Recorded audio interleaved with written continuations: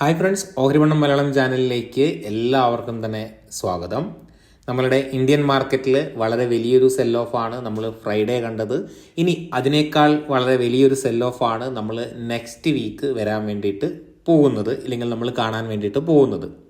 ഇതിൻ്റെ കാരണങ്ങളും ഇതിൻ്റെ ഡീറ്റെയിൽ ആയിട്ടുള്ള അനാലിസിസ് ഒക്കെ നമുക്ക് നടത്താം. അതിനു മുൻപേ നിങ്ങൾ ഓഹരിവണ്ണം ചാനൽ ആദ്യമായിട്ട് കാണുന്നവരാണെങ്കിൽ ചാനൽ സബ്സ്ക്രൈബ് ചെയ്യുക. അതേപോലെ തന്നെ നിങ്ങൾക്ക് സ്വിംഗ് ട്രേഡിങ്ങിൻ്റെ കോഴ്സോ കാര്യങ്ങളോ ഒക്കെ പർച്ചേസ് ചെയ്യാനോ ഇല്ലെങ്കിൽ നമ്മുടെ മെൻറ്റർഷിപ്പ് പ്രോഗ്രാമിൽ ജോയിൻ ചെയ്യാൻ താല്പര്യമുള്ളവർക്ക് നമ്മളുടെ വീഡിയോയുടെ താഴെ ഡിസ്ക്രിപ്ഷനിൽ നിങ്ങൾക്ക് ഒരു ഗൂഗിൾ ഫോം കാണാം. ആ ഒരു ഗൂഗിൾ ഫോം ഫില്ല് ചെയ്യാം. അതേപോലെ തന്നെ നിങ്ങൾക്ക് അക്കൗണ്ട് ഓപ്പണിങ്ങോ ഫർദർ എന്തെങ്കിലും തരത്തിലുള്ള എൻക്വയറി ഉണ്ടെങ്കിൽ നിങ്ങൾക്ക് നമ്മളെ കോൺടാക്റ്റ് ചെയ്യാവുന്നതാണ്. നമ്മൾ തിരിച്ച് നിങ്ങളെ കോൺടാക്റ്റ് ചെയ്യുന്നതായിരിക്കും. ഈ ഒരു മാർക്കറ്റ് കറക്ഷനിൽ ഒരു സ്വിംഗ് ട്രേഡർക്ക് പ്രത്യേകിച്ച് ഒന്നും ചെയ്യാനില്ല, മാറി നിൽക്കുക എന്നുള്ളത് മാത്രമാണ് ചെയ്യാൻ പറ്റുന്നത്. ആ ഒരു സമയത്ത് നിങ്ങൾക്ക് എന്താണ് എഡ്യൂക്കേഷൻസിന് വേണ്ടിയിട്ടും ഇല്ലെങ്കിൽ കൂടുതൽ കാര്യങ്ങൾ പഠിക്കുന്നതിന് വേണ്ടിയിട്ടും ടൈം സ്പെൻഡ് ചെയ്യുന്നത് വളരെ നല്ലൊരു കാര്യമാണ്. സോ അതുകൊണ്ട് തന്നെ ഓഹരി പണ്ടത്തിൻ്റെ കോഴ്സ് നിങ്ങൾക്ക് കൺസിഡർ ചെയ്യാം. ഇനി നമുക്ക് കഴിഞ്ഞ ആഴ്ച ഇന്ത്യൻ മാർക്കറ്റിൽ ഇല്ലെങ്കിൽ ഗ്ലോബൽ മാർക്കറ്റിൽ എന്താണ് നടന്നതെന്ന് നോക്കാം. ഏപ്രിൽ 2 നമ്മൾ എന്താണ് US-ന്റെ reciprocal tariff Trump reciprocal tariff announce ചെയ്യും. അതിനെ തുടർന്ന് മാർക്കറ്റ് എങ്ങനെ റിയാക്ട് ചെയ്യുമെന്നുള്ള ഒരു എക്സ്പെക്റ്റേഷനിലാണ് നമ്മൾ വെയിറ്റ് ചെയ്ത് ഇരുന്നത്. അങ്ങനെ ഏപ്രിൽ 2 ബുധനാഴ്ച US-ൽ ഇക്വിറ്റി മാർക്കറ്റ് കഴിഞ്ഞതിന് ശേഷം, അതായത് റെസിപ്രോക്കൽ താരിഫ് അനൗൺസ് ചെയ്തത് US-ൽ ബുധനാഴ്ച ഈ ഇക്വിറ്റി മാർക്കറ്റ് കഴിഞ്ഞതിന് ശേഷമാണ് അനൗൺസ് ചെയ്തത്. അതുകൊണ്ട് തന്നെ അവിടെ ഫ്യൂച്ചേഴ്സ് റൺ ആകുന്നുണ്ടായിരുന്നു. ഫ്യൂച്ചേഴ്സിൽ ചെറിയ രീതിയിലുള്ള അല്ലെങ്കിൽ ഒരു 1% നെഗറ്റീവ് മാത്രമാണ് ഉണ്ടായിരുന്നത്. അതുകൊണ്ട് തന്നെ അവിടെ ബുധനാഴ്ച അനൗൺസ് ചെയ്തു. നമ്മളുടെ നെക്സ്റ്റ് മാർക്കറ്റ് ഡേ എന്ന് പറയുന്നത് വ്യാഴാഴ്ചയാണ്. അതുകൊണ്ട് തന്നെ ഇന്ത്യൻ മാർക്കറ്റ് വളരെ ചെറിയൊരു 150 ഇല്ലെങ്കിൽ ഒരു 200 പോയിന്റ് ഗ്യാപ് ഡൗണിൽ മാത്രം ഇന്ത്യൻ മാർക്കറ്റ് ഓപ്പൺ ചെയ്തു. അവിടുന്ന് തിരിച്ച് റിക്കവർ ആവുകയും ചെയ്തു. 26% റെസിപ്രോക്കൽ താരിഫാണ് ഇന്ത്യയുടെ മുകളിൽ ട്രംപ് ഏർപ്പെടുത്തിയിട്ടുണ്ടായിരുന്നത്. അതിനെ തുടർന്ന് ചില പർട്ടിക്കുലർ സെക്ടേഴ്സ് വീണിട്ടുണ്ട്. നമുക്കത് സെക്ടർ അനാലിസിസിലോട്ട് പോകുമ്പോൾ ഞാൻ അതിനെക്കുറിച്ച് ഡീറ്റെയിൽ ആയിട്ട് സംസാരിക്കാം. സോ ഇവിടെ ഞാൻ ഇൻഡെക്സ് മാത്രമാണ് ഡിസ്കസ് ചെയ്യുന്നത്. അപ്പം നിഫ്റ്റി എന്താണ്, അതിനോട് വളരെ വലിയ രീതിയിൽ റിയാക്ട് ചെയ്തില്ല. മാർക്കറ്റ് തിരിച്ച് റിക്കവർ ചെയ്തു. പക്ഷേ എവിടെയാണ് പ്രശ്നം തുടങ്ങിയെന്ന് ചോദിച്ചു കഴിഞ്ഞാൽ, ബുധനാഴ്ച റെസിപ്രോക്കൽ താരിഫ് മാർക്കറ്റ് കഴിഞ്ഞാണ് US-ൽ അനൗൺസ് ചെയ്തത്. അതുകൊണ്ട് തന്നെ അതിൻ്റെ റിയാക്ഷൻ വ്യാഴാഴ്ചയാണ് മാർക്കറ്റിൽ US-ൽ കാണാൻ വേണ്ടിയിട്ട് പറ്റിയത്. US-ൽ വ്യാഴാഴ്ച നെഗറ്റീവിൽ 3% അടുത്ത് നെഗറ്റീവിൽ ക്ലോസ് ചെയ്യുന്ന ഒരു സാഹചര്യം വന്നു.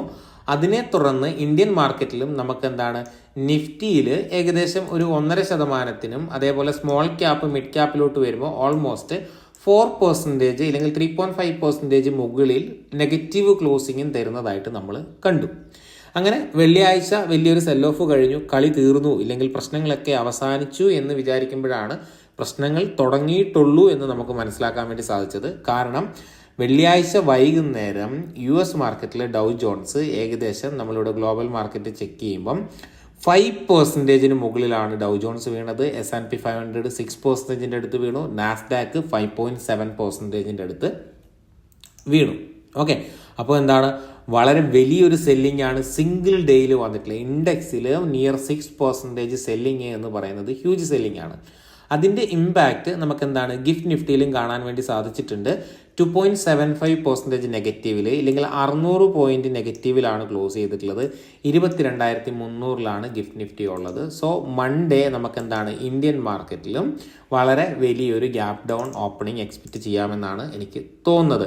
ഇനി മൺഡേ മോർണിംഗ് ഏഷ്യൻ മാർക്കറ്റിൻ്റെ സെഷനിൽ എന്തെങ്കിലും തരത്തിലുള്ള റിക്കവറി വന്നിട്ടുണ്ടെങ്കിൽ മേ ബി നമുക്ക് ചിലപ്പോൾ ഗ്യാപ് ഡൗണിൻ്റെ ഇമ്പാക്റ്റ് കുറയും.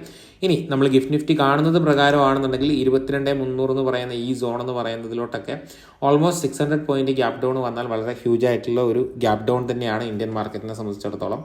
എന്തായാലും അത്രയും വലിയൊരു ഗ്യാപ് ഡൗൺ വരില്ല എന്ന് തന്നെ നമുക്ക് വിശ്വസിക്കാം. ഇനി നമ്മൾ US മാർക്കറ്റിൻ്റെ ചാർട്ടിലോട്ട് പോകുമ്പം, ഡെയിലി ചാർട്ടിലോട്ട് പോകുമ്പം US മാർക്കറ്റ് അല്ലെങ്കിൽ ഡൗ ജോൺസ് നല്ലൊരു സപ്പോർട്ട് സോണിലാണ് ഉള്ളത്. സോ ഈ ഒരു സോണൊക്കെ ബ്രേക്ക് ചെയ്യുകയാണ് എന്നുണ്ടെങ്കിൽ മാർക്കറ്റ് നല്ല രീതിയിൽ ഇനിയും വീഴാൻ സാധ്യതയുണ്ട്. അതൊരു പരിധിവരെ നമ്മളുടെ ഇന്ത്യൻ മാർക്കറ്റിനെയും ബാധിച്ചേക്കാം. ഇനി ഈ ഒരു ട്രംപിൻ്റെ താരിഫ് നടപടിയെ തുടർന്ന് US-ൽ എന്താണ് ഇൻഫ്ലേഷൻ കൂടാനും റിസഷൻ വരാനൊക്കെയുള്ള സാധ്യത വളരെ കൂടുതലാണ്. അതിനെ തുടർന്ന് US എന്താണ് IT കമ്പനികളിലുള്ള സ്പെൻഡിങ്ങും കാര്യങ്ങളൊക്കെ വളരെ നല്ല രീതിയിൽ കുറയ്ക്കുമെന്നുള്ള ഒരു ഇതിനെ തുടർന്ന് എന്ത് സംഭവിച്ചു? നിഫ്റ്റി IT ഇൻഡെക്സിലും വളരെ വലിയ രീതിയിലുള്ള ഒരു സെല്ലിംഗ് ആണ് കഴിഞ്ഞ 2 ദിവസം നമുക്ക് കാണാൻ വേണ്ടിയിട്ട് സാധിച്ചത്. ഇനി ഒരു പ്രധാന സെക്ടർ എന്ന് പറയുന്നത് നിഫ്റ്റി ഫാർമയാണ്. അതായത് ഞാൻ ഈ പറഞ്ഞ പോലെ തന്നെ നിഫ്റ്റി ഫാർമ ബുധനാഴ്ച ട്രംപ് താരിഫ് ഏർപ്പെടുത്തിയ സമയത്ത് ഫാർമ സെക്ടറിനെ അതിൽ നിന്ന് ഒഴിവാക്കിയിട്ടുണ്ടായിരുന്നു. അതെന്താണ്? സ്വാഭാവികമായിട്ടും വളരെ വലിയൊരു പേടിച്ചിരുന്ന ഫാർമ സെക്ടറിന് താരിഫിൽ നിന്ന് ഒഴിവാക്കി എന്നുള്ള ന്യൂസ് വളരെ ഗുഡ് ന്യൂസ് ആയിരുന്നു. അതുകൊണ്ട് തന്നെ ഒരു ഗ്യാപ്പ് അപ്പ് ഓപ്പണിംഗ് ആണ് തന്നത്. നെഗറ്റീവിലാണെങ്കിലും ആ ഒരു ഗ്യാപ്പ് അപ്പ് മെയിൻറ്റെയിൻ ചെയ്യാൻ വേണ്ടിയിട്ട് നിഫ്റ്റി ഫാർമയ്ക്ക് സാധിച്ചു. പക്ഷേ എന്താണ്, അത് കഴിഞ്ഞ് നെക്സ്റ്റ് ഡേ തന്നെ ഫാർമ സെക്ടറിനെ ഒരു സെപ്പറേറ്റ് ഗണത്തിൽ ഉൾപ്പെടുത്തി അവർക്ക് എന്താണ് ഒരു സെപ്പറേറ്റ് ടാക്സ് ഏർപ്പെടുത്തും അല്ലെങ്കിൽ താരിഫ് ഏർപ്പെടുത്തും എന്നുള്ള ന്യൂസ് വന്നതിനെ തുടർന്ന് ഓൾമോസ്റ്റ് 5 to 6% അല്ലെ 4 to 5% വലിയൊരു സെല്ലിംഗ് ആണ് നമുക്ക് ഫാർമ സെക്ടറിലും വന്നത്. ഇനി നമ്മൾ സെക്ടർ പരിശോധിക്കുമ്പോൾ നമ്മൾ കഴിഞ്ഞതിൻ്റെ മുമ്പിലത്തെ ആഴ്ചത്തെ വീഡിയോയിൽ പറഞ്ഞ പോലെ തന്നെ ഏറ്റവും സ്ട്രോങ് ആയിട്ട് നമുക്കിപ്പോൾ നിലവിലുള്ള സെക്ടർ എന്ന് പറയുന്നത് ഫിനാൻസ് സെക്ടറാണ്. ഫിനാൻസ് സെക്ടറിനെ ബാധിച്ചിട്ടില്ല. അതേപോലെ തന്നെ എന്താണ് FMCG സെക്ടറിനെയും കാര്യമായിട്ട് ബാധിച്ചിട്ടില്ല എന്ന് വേണമെങ്കിൽ നമുക്ക് പറയാം. ബാങ്ക് നിഫ്റ്റിയെയും കാര്യമായിട്ട് ബാധിച്ചിട്ടില്ല. ബാങ്ക് നിഫ്റ്റിയും സ്ട്രോങ് ആണ്. നമ്മൾ പറഞ്ഞിട്ടുള്ള finance, bank Nifty, private bank ഒക്കെയാണ്. സോ ഈ സെക്ടേഴ്സിനെ ഒന്നും തന്നെ കാര്യമായിട്ട് ബാധിച്ചിട്ടില്ല. പക്ഷെ അല്ലാതെ നമ്മൾ താഴോട്ട് നോക്കുകയാണെന്നുണ്ടെങ്കിൽ ഇൻഫ്ര ഒരു 2.5%, ഏറ്റവും താഴോട്ട് നോക്കുകയാണെന്നുണ്ടെങ്കിൽ മെറ്റലിനെ 6.5% നെഗറ്റീവ് ഇമ്പാക്റ്റ് ആണ് തന്നിട്ടുള്ളത്. ഫാർമയ്ക്ക് 4% തന്നിട്ടുണ്ട്. അതേപോലെ തന്നെ ITക്ക് 3.5%, ബാക്കിയുള്ള ഓയിൽ അതേപോലെ തന്നെ സ്മോൾ ക്യാപ്പ് ഒക്കെ 3.5% വീഴുന്നത് നമ്മൾ കണ്ടു. സോ വളരെ വലിയൊരു സെല്ലിംഗ് ആണ് നമ്മളുടെ ഇന്ത്യൻ മാർക്കറ്റിൽ വന്നത്. ഇനി നെക്സ്റ്റ് വീക്ക് ഇതിനേക്കാൾ വലിയൊരു സെല്ലിംഗ് ആണ് നമ്മളുടെ ഇന്ത്യൻ മാർക്കറ്റിൽ വരാൻ പോകുന്നത് എന്നുള്ളതാണ് നമുക്ക് നിലവിൽ ഗ്ലോബൽ മാർക്കറ്റും കാര്യങ്ങളൊക്കെ കാണുമ്പം മനസ്സിലാകുന്നത്. അതേപോലെ തന്നെ ഈ ഒരു ഏരിയ എന്ന് പറയുന്നത് സ്മോൾ ക്യാപ്പിൻ്റെ വളരെ സ്ട്രോങ് ആയിട്ടുള്ള ഒരു സപ്പോർട്ട് സോണാണ്. ആ ഒരു സോൺ ബ്രേക്ക് ചെയ്താൽ വീണ്ടും ഫർദർ നല്ല രീതിയിൽ താഴോട്ട് പോകാനുള്ള ഒരു സാധ്യത ഉണ്ട്. അത് ഇതിനു മുൻപുള്ള ഒരു വീഡിയോയിൽ ഞാനും പറഞ്ഞിട്ടുണ്ടായിരുന്നു. നിഫ്റ്റിയുടെ സ്ട്രോങ് സപ്പോർട്ട് സോണിൽ നിന്നാണ് നിഫ്റ്റി തിരിച്ചു കയറിപ്പോയിട്ടുള്ളത്.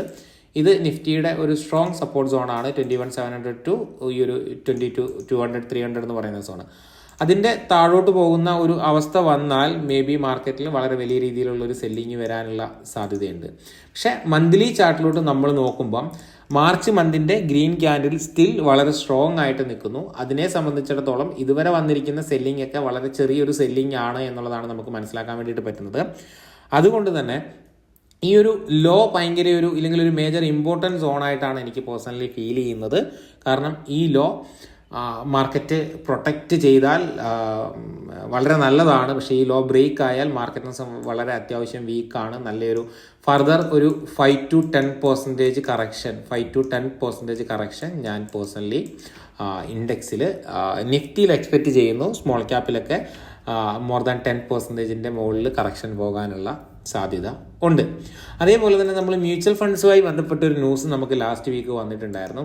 അതായത് മ്യൂച്വൽ ഫണ്ട് ഓൾമോസ്റ്റ് 16,000 കോടിക്ക് മുകളിലാണ് സെല്ലിങ് മാർച്ച് 20 മുതൽ 28 വരെ നടത്തിയിട്ടുള്ളത് ഇക്വിറ്റീസിൽ. മേ ബി ഈ ഒരു റെസിപ്രോക്കൽ താരിഫിനെ തുറന്നുള്ള ന്യൂസ് എക്സ്പെക്റ്റ് ചെയ്യുന്നത് കൊണ്ടാകാം, ഇല്ലെങ്കിൽ ഈ ഒരു ട്രേഡ് വാർ കണ്ടിന്യൂ ചെയ്യാനുള്ള സാധ്യതയുണ്ട് എന്നുള്ളത് കൊണ്ടായിരിക്കാം. ഈ ഒരു ഇപ്പം നമ്മൾ സ്മോൾ ക്യാപ്പിൽ നോക്കുവാണെങ്കിൽ നിഫ്റ്റി സ്മോൾ ക്യാപ്പിൽ നോക്കുകയാണെന്നുണ്ടെങ്കിൽ ഈ ഒരു മാർച്ച് മാസത്തിൽ വന്ന റിക്കവറി, മാർച്ച് മാസത്തിൽ അത്യാവശ്യം നല്ല രീതിയിലുള്ള ഒരു റിക്കവറി വന്നു എന്ന് വേണമെങ്കിൽ നമുക്ക് പറയാം. ഓൾമോസ്റ്റ് ഇൻഡെക്സിലൊക്കെ 14% റിവേഴ്സലാണ് നമുക്ക് സ്മോൾ ക്യാപ്പിൽ കാണാൻ വേണ്ടി സാധിച്ചിട്ടുള്ളത്. അപ്പോൾ എന്താണ് ആ ഒരു 14%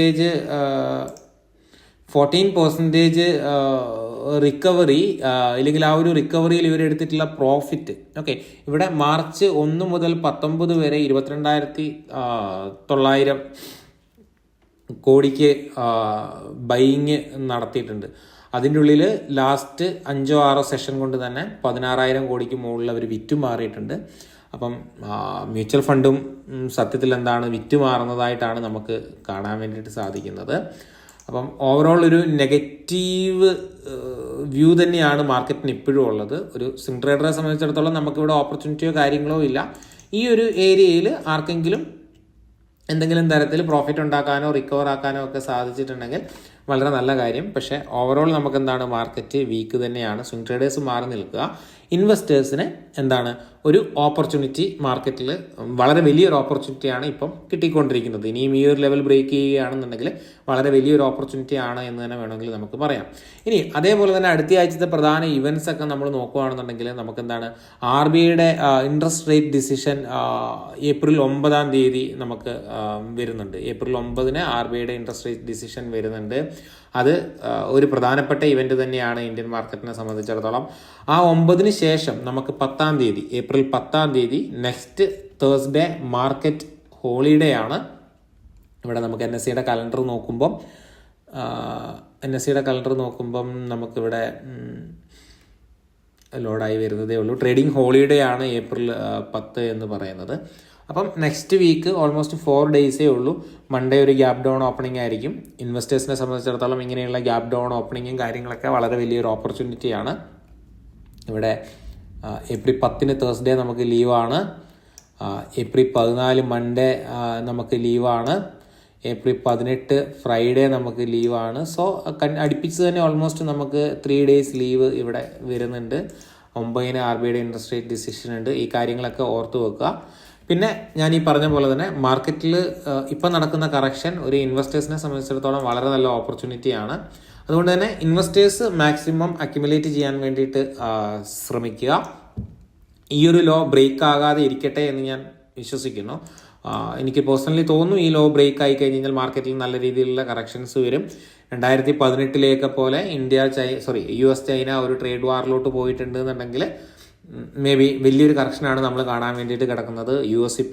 ചൈന ഇപ്പം വീണ്ടും അവരുടെ US-ന്റെ മുകളിലുള്ള പ്രൊഡക്റ്റിന് 34% അധിക താരിഫ് വീണ്ടും അവർ ഏർപ്പെടുത്തിയിട്ടുണ്ട്. ഇപ്പം അങ്ങോട്ടും ഇങ്ങോട്ടും ഒരു ട്രേഡ് വാറാണ് നടക്കുന്നത് എന്ന് വേണമെങ്കിൽ തന്നെ നമുക്ക് പറയാം. അതുകൊണ്ട് നമ്മൾ കോഷ്യസ് ആയിട്ടിരിക്കുക. സ്വിംഗ് ട്രേഡിങ്ങും ഇല്ലെങ്കിൽ വളരെ ഷോർട്ട് ടൈമിൽ ട്രേഡ് ചെയ്യുന്ന രീതിയൊക്കെ തൽക്കാലം ഒന്ന് മാറി നിൽക്കുക ഈ ഒരു വോളറ്റൈൽ ആയതുകൊണ്ട് തന്നെ. പകരം ഇൻവെസ്റ്റിംഗ് ഓപ്പർച്യൂണിറ്റീസ് ഒക്കെ കണ്ടെത്തി അതിൽ ഇൻവെസ്റ്റ് ചെയ്തുകൊണ്ട് മാർക്കറ്റിനെ പുറത്തു നിന്ന് ഒബ്സർവ് ചെയ്യുക. അതായിരിക്കും ഏറ്റവും നല്ലത് എന്നുള്ളതാണ് എൻ്റെ പേഴ്സണലായിട്ടുള്ള സജഷൻ. അപ്പം ഞാൻ ആദ്യം പറഞ്ഞ പോലെ നിങ്ങൾക്ക് ഈ ഒരു മാർക്കറ്റിൻ്റെ ഈ ഒരു മാറി നിൽക്കുന്ന പീരീഡിൽ സ്വിംഗ് ട്രേഡിംഗ് പഠിക്കാൻ താല്പര്യം ഉണ്ടെങ്കിൽ നമ്മളെ കോൺടാക്ട് ചെയ്യാം, അല്ലെങ്കിൽ ഗൂഗിൾ ഫോം ഫില്ല് ചെയ്യാം. നമ്മൾ നിങ്ങളെ കോൺടാക്ട് ചെയ്യുന്നതായിരിക്കും. അതേപോലെ തന്നെ എന്ത് സംശയം ഉണ്ടെങ്കിലും നിങ്ങൾക്ക് ആ നമ്പറിൽ മെസ്സേജ് അയക്കാവുന്നതാണ്. പിന്നെ നമ്മളിപ്പോൾ ഇനി ഇൻഡിവിജ്വൽ സ്റ്റോക്കുകളൊക്കെ നോക്കുകയാണെന്നുണ്ടെങ്കിൽ പ്രധാനമായിട്ട് നമ്മൾ അവന്തി ഫീഡൊക്കെ വളരെ നല്ല രീതിയിൽ കയറിപ്പോയിക്കൊണ്ടിരിക്കുന്ന നല്ലൊരു ബ്രേക്ക് ഔട്ടായിരുന്നു. നമ്മുടെ സ്റ്റുഡൻസ് കമ്മ്യൂണിറ്റിയിലൊക്കെ നമ്മൾ ഡിസ്കസ് ചെയ്ത ഒരു സ്റ്റോക്കാണ്. പക്ഷേ പ്രോബ്ലം എന്താണെന്ന് ചോദിച്ചു കഴിഞ്ഞാൽ US 26% താരിഫ് ഏർപ്പെടുത്തിയതിനെ തുടർന്ന് ഈ അവന്തി ഫീഡൊക്കെ നല്ല എക്സ്പോർട്ടിംഗ് ഉള്ള കമ്പനിയാണ്. അപ്പോൾ അതിനെയൊക്കെ വളരെ നെഗറ്റീവായിട്ടാണ് ഇതിപ്പം ബാധിച്ചേക്കുന്ന US-ന്റെ താരിഫ്. അതുകൊണ്ടാണ് ഈ ഒരു സെൽ ഓഫ് വന്നിട്ടുള്ളത്. അപ്പം അതിൽ സെൽ ഓഫ് വന്നു. അതേപോലെ തന്നെ വളരെ നല്ല സ്ട്രോങ് ആയിട്ട് നിന്ന ഒരു സ്റ്റോക്കായിരുന്നു മാസ്ഡോക്ക് എന്ന് പറയുന്നത്. വളരെ നല്ലൊരു ബ്രേക്ക് ഔട്ട് സ്ട്രക്ചറും കാര്യങ്ങളൊക്കെ ഫോം ചെയ്തതാണ്. നമ്മൾ സ്റ്റുഡൻസ് ഗ്രൂപ്പിലൊക്കെ ഡിസ്കസ് ചെയ്തതാണ്. ബട്ട് പ്രോബ്ലം എന്താണെന്ന് ചോദിച്ചാൽ ഇന്ത്യ ഗവൺമെൻറ് അവരുടെ സ്റ്റേക്ക് 6% അവരുടെ കയ്യിലുള്ള അതിൽ ഒരു ചെറിയൊരു പെർസെൻറ്റേജ് വിറ്റുമാറുന്നു എന്നുള്ളൊരു ന്യൂസ് വന്നു. അതിനോട് മാസ്ഡോക്ക് നെഗറ്റീവായിട്ടാണ് റിയാക്ട് ചെയ്തത്. അതുകൊണ്ട് തന്നെ ഒരു വലിയൊരു ഗ്യാപ് ഡൗൺ ആണ് വന്നത്. സോ നമ്മൾ ടെക്നിക്കൽ അനാലിസിസിൽ എത്ര പെർഫെക്റ്റ് സെറ്റപ്പ് ക്യാച്ച് ചെയ്താലും ഒരു ന്യൂസ് വന്നു കഴിഞ്ഞ് കഴിഞ്ഞാൽ ഇതുപോലുള്ള ഗ്യാപ് ഡൗൺ ഒക്കെ വരാവുന്നതേ ഉള്ളൂ. അതൊന്നും നമ്മളുടെ കൺട്രോളിലുള്ള ഒരു കാര്യം അല്ല. സോ ഇത്രയും കാര്യങ്ങളാണ് ഡിസ്കസ് ചെയ്യാനുള്ളത്. അപ്പം നിങ്ങൾക്ക് കൂടുതൽ പഠിക്കാൻ താല്പര്യമുണ്ടെങ്കിൽ നമ്മളുടെ കോഴ്സ് കൺസിഡർ ചെയ്യാം.